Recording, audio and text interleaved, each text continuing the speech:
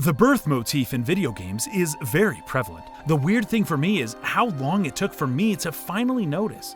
In part because lots of games seem to be very direct in how they portray the hero's emergence into the world and into the story, as a kind of birthing process in which the hero is in a cave or otherwise dimly lit, enclosed environment, usually with water. Water is a universal symbol for life, purity, and nurturing. Also, we're born out of water, like literally. There will typically be a womb-like chamber that leads to a canal of sorts. This canal then leads to the brightness and immensity of the outside world, assuming the world of the game is bright and immense. Often, the first character you meet after undergoing the birthing process will be a guide or parent-like figure to greet you into the world. You then spend the next portion of the game on what is commonly referred to as a cradle or a playground.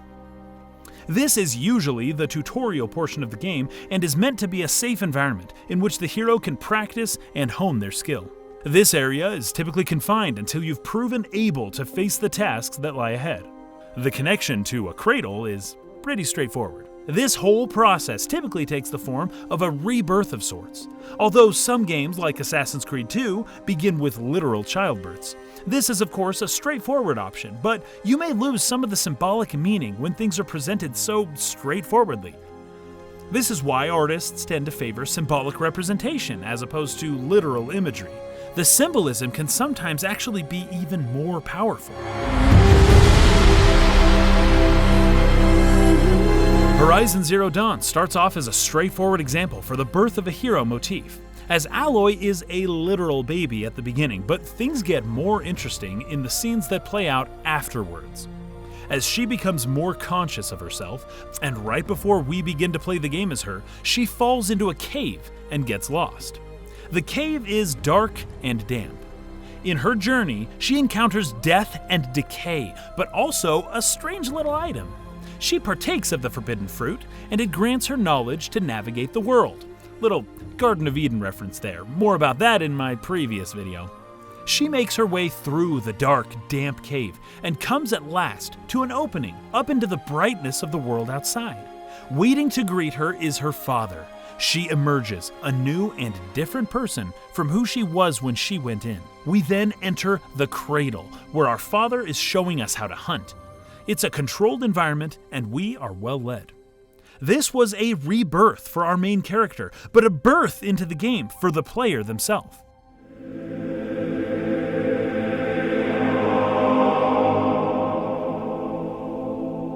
Now let's look at Assassin's Creed.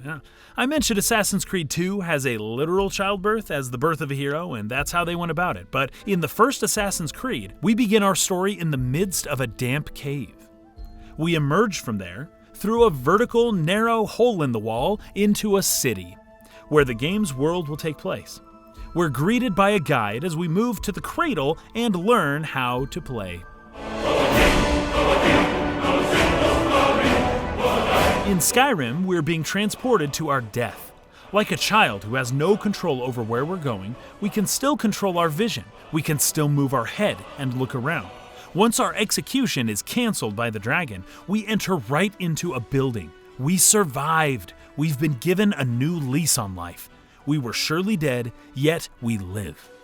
Our rebirth into a hero begins very chaotically as the dragon is destroying everything around us. But we make our way through the narrow passageways into a cave with water. We then emerge from that cave at an opening and are confronted by the brightness and vastness of the world. It was a traumatic birth, but the hero stands, reborn as it were, from the earth itself. Oblivion has a similar start. You're in a prison cell, unable to escape. You then make your way out of the dungeon, finding a waterway that leads to a river. The narrow passageway opens up to the bright vastness of the outside world. You may have noticed a pattern here. It is often open world games that opt for this type of introduction. Dropping someone in the middle of nowhere with all options available would likely overwhelm most players. But it's not only open world games that introduce us to a new world in this manner. It's a very effective storytelling mechanism that's used in movies, paintings, shows, books, and plays. So, for example, Xenogears begins with a birth-type scene. A very turbulent one, but a birth nonetheless. The brightness after darkness, the sunrise, the fade to white, the not completely clothed woman, her innocent appearance, the imagery of an embryo previously, her emergence from the wreckage behind her, the very large body of water in front of her, the phoenix who is born from the ashes of its previous life comes to mind. Very powerful imagery.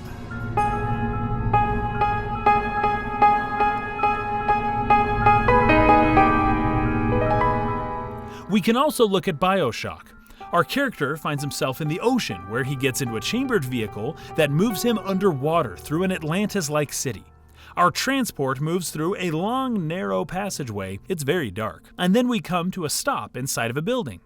But we don't get out right away. We are forced to stay put, immobile, vulnerable, while we see a horrific scene out the window.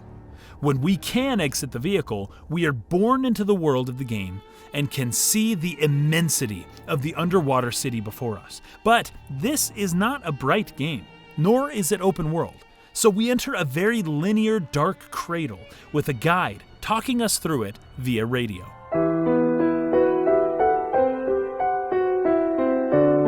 Final Fantasy X also has some of the elements I discussed above. We're sucked into a massive watery black hole that brings us to the other side through the water. Auron is there to facilitate the event, moving from one world to the next.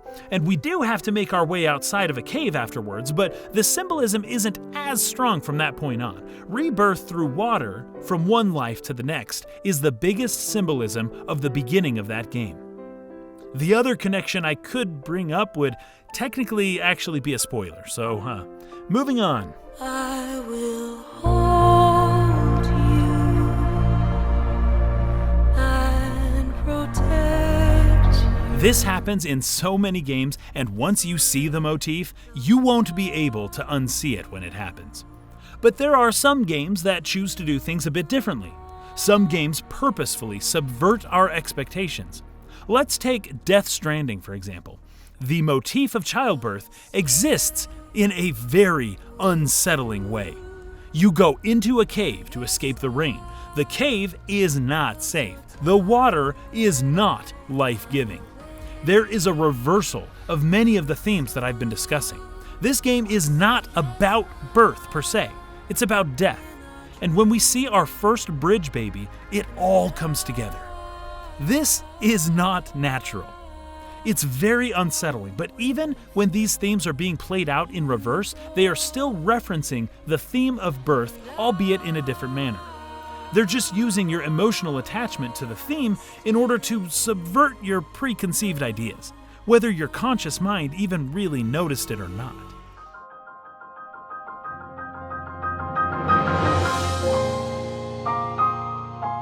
I saved the best example that I have of the birth of a hero motif for last, just to hammer the point home.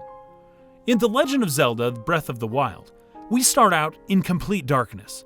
Then we hear a muffled voice, a woman's voice. This would resemble the voice of a mother, whose voice a child can hear but not understand. Then there's a single point of light that grows until we fade to white before seeing a symbol above us. This design is called a mandala, and it symbolizes the repeated and continuous nature of life and its connection to the universe. Link is immersed in water and without clothing. He emerges from the life-sustaining womb into a dark room. From that chamber, he then enters a long canal. The birthing canal ends in a small upward ascent, which is important symbolically, before opening up to the wider world. The player is then overcome with the brightness and vastness of the world. But not to worry, there is a figure resembling a father right outside. He will guide us as we enter the cradle, being very cautious not to give us more than we can handle, but also testing us and challenging our abilities.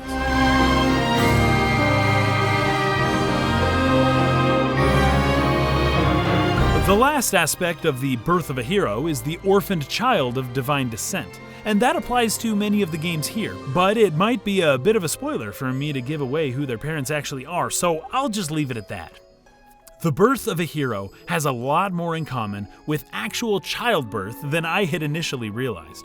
There is a dual layer of symbolism, in that it's the hero's birth into the world, but it's our birth into the game.